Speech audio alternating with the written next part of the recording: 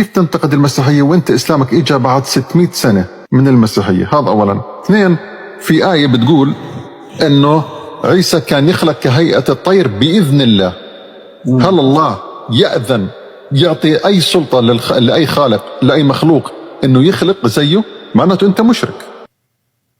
أنت بجوز ما لاحظت الآية هاي، ما لاحظت الآية هاي. هكذا انتهيت من السؤال؟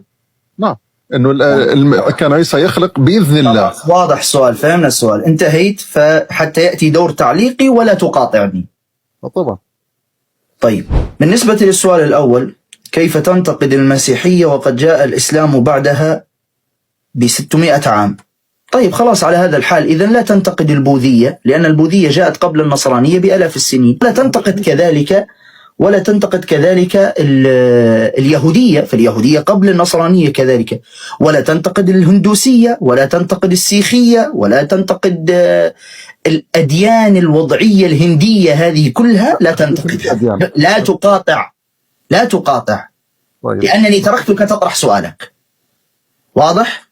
بس هذيك مش أديان، هذيك أقسام. أنا أعطيتك فرصة تطرح سؤالك. لا هي أديان، ما تخترعش. اليهودية مش دين، ما تخترعش شيء من عندك. هذا الأمر الأول، هذا الجانب الأول.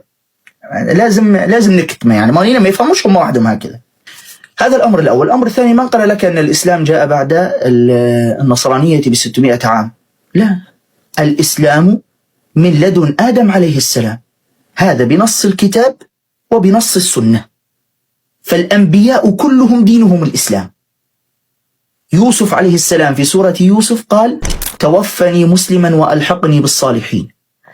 موسى عليه السلام قال لأتباعه في سورة يونس: فعليه توكلوا إن كنتم مسلمين. يعقوب عليه السلام قال لأبنائه: ولا تموتن إلا وأنتم مسلمون. نوح قال لأتباعه: وأنا أول المسلمين.